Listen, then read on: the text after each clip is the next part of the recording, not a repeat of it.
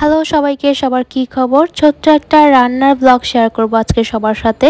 ঘরের থাকা কিছু উপকরণ দিয়ে একটা শর্মা বানিয়েছিলাম, চিকেন শর্মা। আজকে সেই ভিডিওটাই সবার সাথে শেয়ার করব।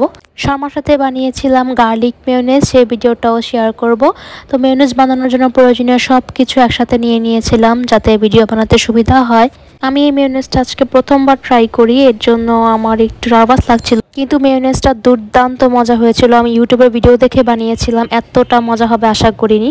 তো যাই হোক, একটা রুম টেম্পারেচারে থাকা একটা ডিম নিয়ে নিয়েছিলাম, সামান্য কিছু গোলমরিচের গুঁড়া, লবণ, চিনি আর লেবুর রস দিয়ে এটা ব্লেন্ড করে নিয়েছি এবং এক পর্যায়ে 1 কাপের মতো তেল দিয়ে দিয়েছি। ফার্স্টে ওইগুলো ব্লেন্ড করে এরপর তেলটা দিতে হয়, এরপর তেল দিয়ে ভালো মতো ব্লেন্ড করতে হয় 5 মিনিটের মতো।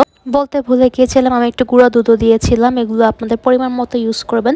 সো ব্লেন্ডের এক পর্যায়ে এটা একটা ঘন টেক্সচার চলে আসে, দেখা যাচ্ছে অনেক বেশি ঘন হয়েছিল এবং খেতে অনেক বেশি মজা হয়েছিল। ভিডিও দেখলেই বোঝা যায় এটা কতটা ঘন হয়েছিল।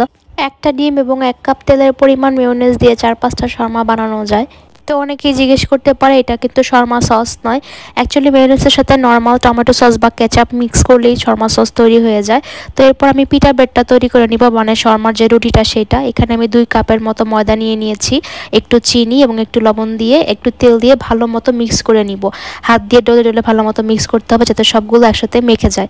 এরপর এখানে ইস্ট নিয়ে নিয়েছি, ইস্টটা পরিমাণ মতো সামান্য দিতে হবে, যদি বেশি দেওয়া হয় এখানে গন্ধ হয়ে যাবে, খাওয়া যাবে না। ইস্টটা অ্যাক্টিভ হওয়ার জন্য এখানে কুসুম গরম পানি ইউজ করতে হবে পরিমাণ মতো। আবার বলছি, একদমই কুসুম গরম পানি, যদি বেশি গরম দেওয়া হয় বা ঠান্ডা পানি দেওয়া হয় সেক্ষেত্রে কিন্তু ডোটা ভালো হবে না, ফুলবে না। তো এখানে ডলে ডলে ভালো মতো মাখানোর পরে আমি তেল দিয়ে একটু মেখে কভার করে রেখে দিব কুসুম গরম পানির উপরে। কুসুম গরম বলতে যে পানিতে হাত দিয়ে শোয়া যায় সেরকম একটা পানি। তো এরপরে এখানে চিকেন শর্মার জন্য চিকেনটা ম্যারিনেট করব আদা রসুন বাটা, সয়া সস এবং কিছু শুকনো মরিচের গুঁড়া আর লবণ দিয়ে। ঘরের থাকা উপকরণ দিয়ে হয়ে যায়, এগুলো ভালো মতো মিক্স করে ঢেকে রেখে দেবো আধা ঘন্টার জন্য।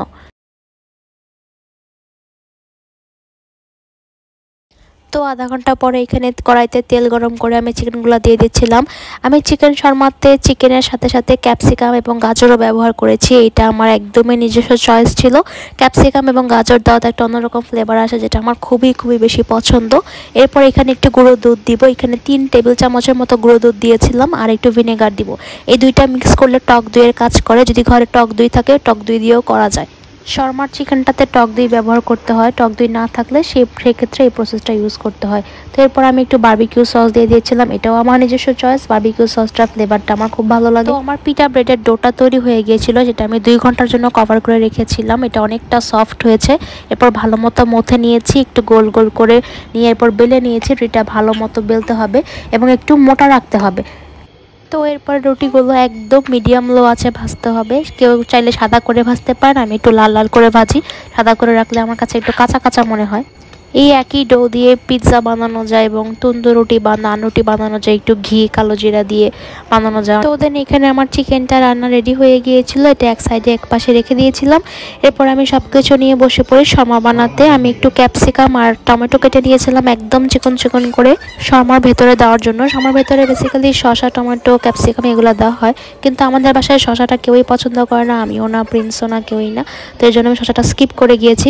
এখানে রুটিতে ফার্স্টে আমি মেয়োনেজ নিয়ে নিয়েছি, এরপর একটু সস দিয়ে নিয়েছি, এতে শর্মা সস রেডি হয়ে যায়। এরপর আমি চিকেনটা দিয়ে দিচ্ছি ভালো মতো। তো আমি বেশিরভাগ ক্ষেত্রে ভিডিও করি একা একা, নিজের এক হাতে। আমার ভিডিও অনেক সময় ভালো হয়, অনেক সময় ভালো হয় না। তো শর্মা বানাতে ভিডিওতে আমার ভাই একটু আমাকে হেল্প করে। শর্মার ভেতরে আমি ক্যাপসিকাম আর টমেটো দিয়ে বানিয়ে নিচ্ছিলাম আর টুথপিক দিয়ে আটকে দিচ্ছিলাম। অনেকে ফয়েল পেপার ইউজ করতে পারেন, ঘরোয়া পরিবেশে যেভাবে বানানো যায় আমি সেভাবে বানিয়েছি। দোকানের মতো পারফেক্ট তো আর হবে না, তারপর আমি চেষ্টা করেছি যতটুকু সম্ভব বানানো যায় সুন্দর করে বানিয়ে। তো এখানে আমার ভাই খেয়ে আমাকে রিভিউ দিচ্ছিল, বলেছিল যে অনেক মজা হয়েছে। তো যাই হোক, আজকে বিদায় নিয়ে নিচ্ছি এখানেই। ভিডিওটা ভালো লাগলে সবাই লাইক কমেন্ট করতে ভুলবেন না। সবাই ভালো থাকবেন, টাটা।